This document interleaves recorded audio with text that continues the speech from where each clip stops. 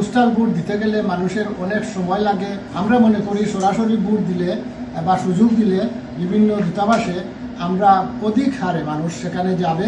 এখানে ভোট দেওয়ার যদি কোনো প্রক্রিয়াটা থাকতো তাহলে এই যে দেশে যে আনন্দ, এই আনন্দটা এখানে আমরা উপভোগ করতে পারতাম। আমরা আসলে দাবি করেছিলাম যে আমাদের প্রবাসীরা বিভিন্ন দেশে যে সমস্ত দূতাবাস আছে এই দূতাবাসগুলির মাধ্যমে সরাসরি গিয়ে ভোট বাক্সে আমরা ভোট দেব, কিন্তু বর্তমান সরকার এটাকে পোস্টাল ভোট হিসাবে আমাদের সুযোগ দিয়েছেন। আমি মনে করি পোস্টাল ভোটে অনেক জটিলতা আছে এবং পোস্টাল ভোট দিতে গেলে মানুষের অনেক সময় লাগে, অনেক বিভিন্ন বিষয় এখানে জড়িত আছে। আমরা মনে করি সরাসরি ভোট দিলে বা সুযোগ দিলে বিভিন্ন দূতাবাসে আমরা অধিক হারে মানুষ সেখানে যাবে এবং বাংলাদেশের মতো উৎসবের আমেজে তারা সেখানে ভোট দিবে। এজন্য আমরা আমাদের দাবির প্রথম অধ্যায় ছিল যে সরাসরি ভোট গ্রহণের ব্যবস্থা করা। সরকার আপাতত পোস্টাল ভোটের ব্যবস্থা করেছেন, কিন্তু আমাদের দাবি এখনো আমরা অনড় আছি। আমরা চাই যে দূতাবাসগুলির মাধ্যমে ভোটের ব্যবস্থা করা হোক। নির্বাচন কমিশনে আমার একটা মেসেজ আসতেছে কয়েকদিন যাবত, সেটা হলো যে যারা ঠিকানা অ্যাড্রেস চেঞ্জ করতে চায় অথবা ইমেল ফোন নাম্বার, তো লিমিটেড টাইম দেওয়া হয়েছে, 1 দিন বা 2 দিন। অর্থাৎ প্রথম দেওয়া হয়েছিল 5 তারিখ, আর আজকে যেটা পাইছি সেটা দেওয়া হয়েছে 6 তারিখ।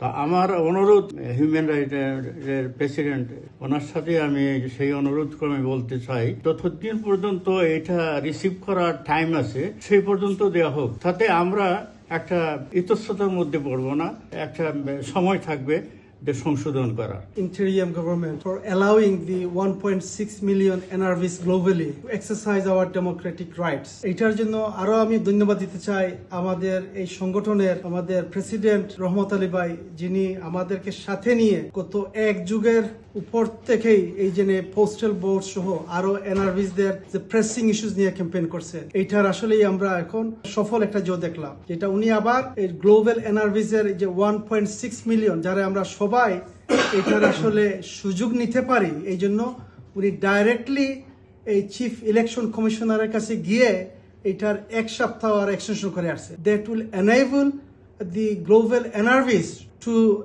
to get their registration. এটা আমাদেরকে আরো এনকারেজ করলো, কিন্তু এটা দিয়ে শেষ হবে না। আসলে we need to continuously fight for all our NRVs issues. আমার সভাপতি সাহেবের সাথে একমত যে এখানে ভোট দেওয়ার যদি কোনো প্রক্রিয়াটা থাকতো তাহলে এই যে দেশে যে আনন্দ, এই আনন্দটা এখানে আমরা উপভোগ করতে পারতাম। আমার মনে হয় অদূর ভবিষ্যতে এইটা নিয়ে চিন্তা ভাবনা করবে সরকার। শুনেছেন যে আমরা আমাদের পোস্টাল ভোট যেটি বর্তমানে হবে এর যে সময়সীমা যেটা দেওয়া হয়েছিল, আমরা বলেছিলাম যে এই সময়সীমা আরও বাড়ানোর দরকার।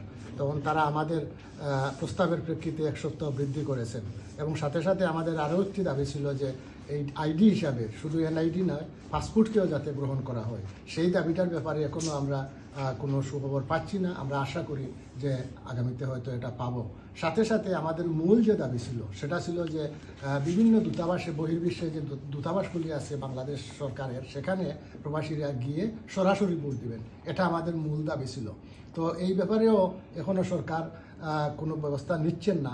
তো আমরা এখনও সেই দাবিতে অনড় আছি। আমরা মনে করি যে পোস্টাল ভোট অনেক জটিল এবং পোস্টাল ভোট দিতে গেলে মানুষের সময় যায়, অনেক বিষয় আছে এখানে জড়িত, অনেক আগ্রহী হয় না।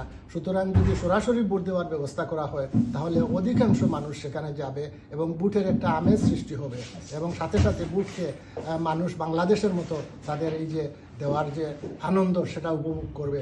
এজন্য আমরা এখনও সেই দাবিতে অনড় আছি এবং আমরা মনে করি অদূর ভবিষ্যতে হয়তো এই দাবিটা বাস্তবায়িত হবে।